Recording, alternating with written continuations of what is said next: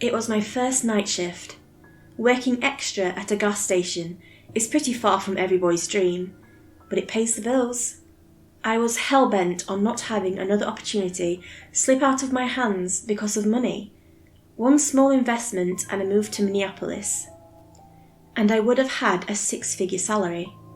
But I just couldn't find the funds. So there I was, stocking the shelves at a gas station. Money's money, and there's plenty of future to go around, I figured. I'd worked a few day shifts before, so I knew the place well enough. However, I'd never been left alone for a night shift before.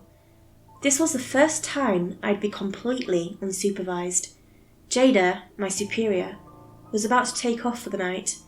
She kept repeating the same instructions over and over. Then again, this place had huge turnover. Maybe she honestly forgot I wasn't that new. "No phones," she urged. "If you've got a slow night, make yourself useful." Nod and smile. I decided to get the worst tasks out of the way early. Cleaning the bathroom, restocking the freezers, taking out the trash, checking the receipt rolls, watering the plants. Took me about an hour.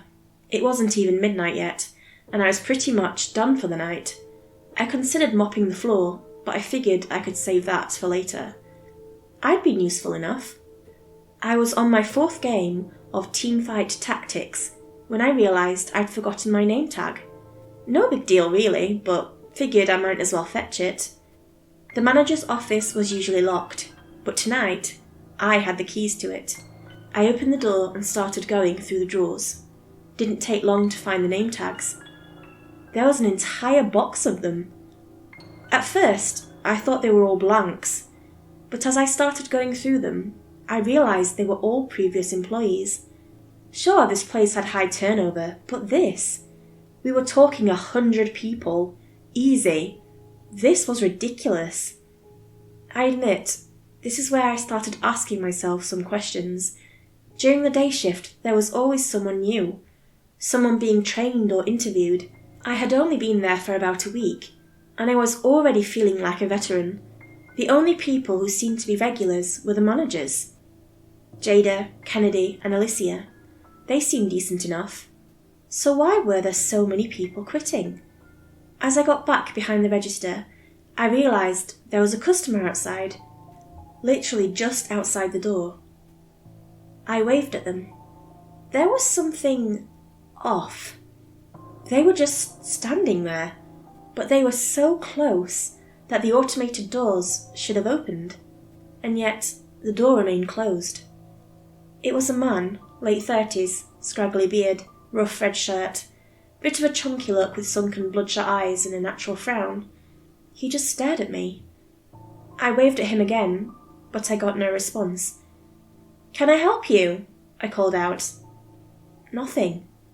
Not a blink. I pulled out a chair and sat down. The man stayed outside, looking in. I tried not to think about it, but it was bothering me. I couldn't see his car anywhere on the cameras, and he didn't seem to want anything. I couldn't tell if he was on drugs or just being weird. I gave him a few minutes, but he just stood there. Finally, I got up from my chair. "Sir, I'm going to have to ask you to leave." He didn't seem to listen. He was a bit shorter than me, but he had a good 50 pounds on me. He'd be trouble in a brawl. "I don't want to call the police," I said. "Can I help you, sir?" I pulled out my phone and held it up for him to see.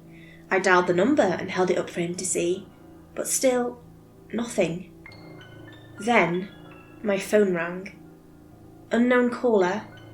It was just past midnight. Without letting the unnerving man out of my sight, I took the call. "Yeah?" I answered. "Please, don't hang up," a voice from the other end said. "You're in danger, and I can help." I was getting nervous. I wandered back and forth, watching the bloodshot eyes follow me. "Who is this?" I asked. "I'm Angie," the voice responded. "I used to work there. Same shift, same managers. I wanted to warn you." I'd seen an Angie tag in the box earlier, maybe even several. She sounded young and nervous as all hell. In a few hours, something terrible is going to happen, she continued. And if you're not out by then, you might as well be dead. What are you talking about? Look outside!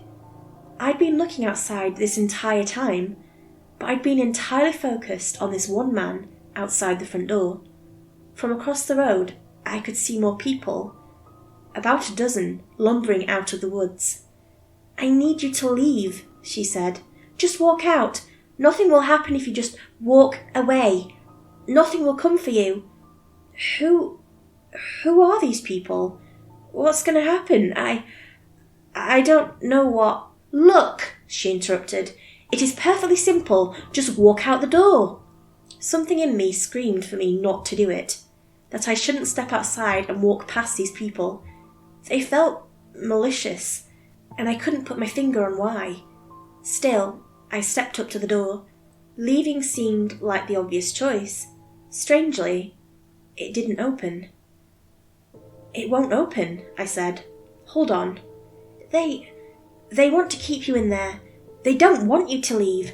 They want you to stay and die. Die? I asked. What do you mean?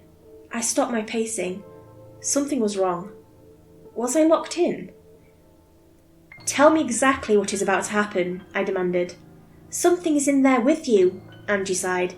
It could be 5 minutes, it could be a few hours, but that thing in there is coming for you. And what thing are we talking about? The man with the bloodshot eyes had 2 people joining him. A young man with a grotesque overbite, and a young woman who could easily be mistaken for a child. All of them stared at me with the same broken eyes and rough clothes. They stopped, inches short of the front door. It doesn't have a name, Angie said, but it'll leave you empty. It'll leave you like the people out front. But if I leave, I'll be okay. Yes! That's what I'm telling you. Hold on, I'll check the back. I hurried out back to the employee entrance. I pressed down the cold handle and the door swung open. Outside was another group of 4 people. 2 young men, an older woman, and a girl no more than 16 years old. They all stared at me. I couldn't tell if they were drawn to me or the store. I stopped short of stepping through the door. Why do they come here? I asked Angie. They serve their master. They want the spoils. What spoils? What? I thought about it. She was talking about me. Right, I said, nodding to myself. I see. Are you at the back door? Are you there yet? Yeah, I'm here. Just walk out, she whispered. It's not too late. I was just about to walk out when a thought hit me. Why would they lock the front door, but not the back? That didn't make any sense. If the purpose was to keep me here, they could easily barricade the back as well. Something didn't add up. The door is open, I said. Great! You can still make it! Why wouldn't they lock the back door, Angie? She hesitated, but there was a brief pause. If they're locking me in here to hurt me, why wouldn't they lock the back door? I repeated.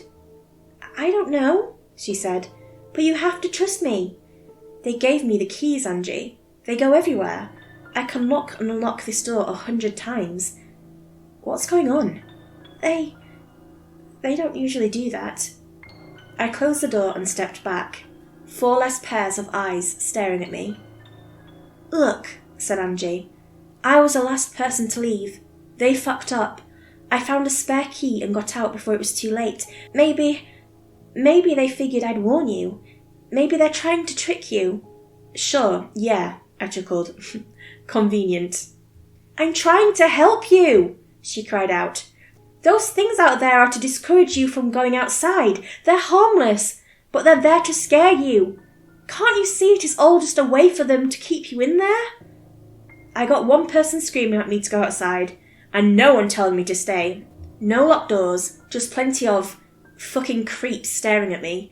What am I supposed to believe? Fine. You want more proof? Call the police. Hang up and call them. I ended the call. There were 8 people out front by now, all gathering outside the front door. I couldn't tell if they were trying to get in or if they were waiting for me to step out. I called the emergency services, only to be met with silence. Not even a dial tone, just a blank nothing. I tried a few more numbers, my mum, my friends. I tried going online, but all I got was cached copies of sites I'd been to before. My background picture had changed to a black screen. But there was something else. Something had started to smell.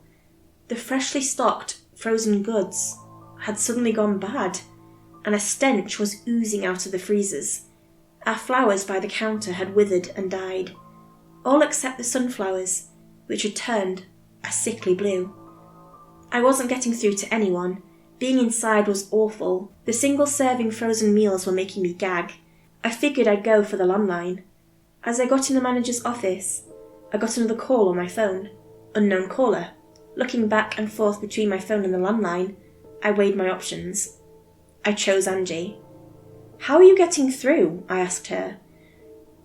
"How do you know my number?" "I still got an email password. I just checked your application." "But how come your number works? Everything else is down." "I'm calling from a private network," she said. "They don't know there's a way in." "They?" I asked. I thought it was just one thing. "No, they're working together. People don't just go missing without someone noticing. So there's like an intelligence behind it. A conspiracy." "Yeah, people come and go in these places all the time. Are they paying you under the table? They figured, it was sort of a trial and no paperwork, no missing people, no records, just a box of name tags." It made sense, in a way. But I needed more. I needed proof. There had to be something. "Why didn't you call me earlier?" I asked. "You could have called me as soon as I got the job or as soon as my shift started." "I had to make sure Jada wasn't around," she said. "She would have tried to trick you." "I'm not sure you're not trying to trick me." "Why would I spend my time calling you from across the country just to have you fail?" she screamed. "If I was a part of this, I would have just let you sit there with your goddamn teamfight tactics and die." She went quiet. So did I. I counted my breaths as I looked outside. There were more of them now. "How did you know what I was playing?" I asked. She didn't respond.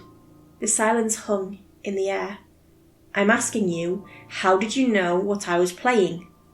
She was just as quiet as a man with the bloodshot eyes, still waiting for me outside the door. "You're watching. You knew I was alone. You knew I was getting antsy about the guy showing up outside." "Yeah," she sighed. "You tried to get me out as soon as he showed up. You tried to trick me before there were too many of them to scare me off." That's not," she sighed. I could hear heavy breathing. As I paced back and forth, I was getting ready to hang up. This was a trick. She was the one tricking me, clearly. Trying to get me outside to join those things. "I know this looks bad," she said. "I know, I'm sorry. I'm honestly just trying to help you." This time, I was the one keeping quiet. I walked up to the door, studying the people outside. Blank stares, following my every move. I felt like a snake charmer, like they could snap out of it and tear me apart in the blink of an eye. As I said, I have the passwords for everything. I'm the only one who knows them. I just wanted to give you the best shot at getting out of there. I hoped they wouldn't come tonight, but as soon as they did, I had to do something." "You're not being honest with me." "I'm not lying, I'm just having a hard time explaining it. There's a lot of shit about this that all sounds completely insane. I don't want to throw you off the deep end." "Give it to me straight," I demanded. "Tell me what the fuck is coming for me." "It's not a thing. Like, not real. It's there, but it's just... I don't know how to explain it. It just steps through." "Steps through what?" "The world, the air, a ripple in time or something. It just steps in and it's there." "And then?" "Then it shoves some kind of mouth spike into your head and gargles up something inside. A mouth spike? What the hell are you? Yes, a spike. And no, I mean, it goes into your mouth. It doesn't have a mouth of its own. It just goes into you and... gone. Game over. I didn't know what to think. My mind was just a jumbled mess, and I felt my pulse rising and falling. There were over 18 people outside in various states of disarray, all of them just staring at me. If I just stepped outside, I'd know for sure. What does it look like? Does it... The lights flickered. There was a loud hum, a buzz, and then an electric failure. One of the fluorescent lights burned out, while the others just slowly dimmed to nothing. This was real. It was make or break by this point. Something was happening. The lights went out, I whispered. Is this... Now! Angie screamed. Get out! Now! I ran. I tripped and tumbled my way into the back room in complete darkness. I almost twisted my ankle as I bumped into the lunch table. I could barely hear my thoughts, and I had to remind myself to breathe. The roof of my mouth ached, as if anticipating a piercing pain. I could feel my head filling with blood and adrenaline, and my dry eyes refused to blink. As I put my hand on the back door, I did the mistake of pulling instead of pushing. It took me 3 tries before a thought hit me. I couldn't see the sign on the door because of the darkness. In fact, I couldn't see anything. Nothing. Angie? I wheezed, putting my phone to my ear. You there? Hurry! She screamed. You can make it! How did you see it? The thing was huge, it just... No, how did you see it in complete darkness? You said the lights went out. It was right there! I can't even see the sign on the back door. How the hell did you see the spike? Look, And to add to that, how the hell do you know what it does with that spike? You've never seen the thing kill. You said you were the last one to work this shift. And the thing sure as hell didn't kill you. You're missing the point. It doesn't add up, Angie. None of this adds up. You couldn't have seen it, and there's no way for you to know how it kills. I stood there in the dark. I heard Angie panting on the other side, matching my breathing. You're lying to me, Angie. You're not trying to save me. She stopped breathing. For about a minute, it was just quiet. The call ended. A wave washed over me. I was either dead or saved. There was no in between. I was moments from finding out. Every little sound shook me. A breeze just outside, a crackling wire, ventilation struggling to turn back on. I hadn't even noticed my hand was on the door handle. You lied to me, I said out loud. You did. I caught you. There was a sound coming from the other side of the door. A shuffling of feet. Yes, said Angie, from the other side of the door. I must have stood there for an hour until the power came back on. The people outside were gone. Angie was gone. My phone worked just fine, so I called everyone and just cried for help. The police found me locked in the bathroom in a full panic, and I barely even remember being escorted out. Cameras had picked up a mob gathering outside, but that was pretty much it. They couldn't be identified from the back of their heads. Jada and the other managers were called in, and they seemed genuinely surprised. I've since looked it up. 100 people starting and quitting their job in a place like that isn't uncommon. People come and go all the time. The managers honestly didn't know why people disappeared, it seems. Maybe this is just how things work. Or maybe there's more than one Angie out there, preying on short-term workers. And the front door? There was no conspiracy there. The thing just jammed sometimes, some kind of trouble with the wiring. If I'd messed with it just a bit more, the thing could have kicked wide open. That broken door was the only thing that saved me from joining them that night. I would have walked right out as soon as Angie asked me to. I worked there for another 4 months, but just day shifts and weekends. The night shifts seemed to go without a hitch though. Maybe Angie and her friends moved on from an easy meal. I've saved up enough money for me to move to Minneapolis, but I'd never forgive myself if I didn't put this into writing. Looking back at it, it feels surreal. There are things out there, things that want us to join them.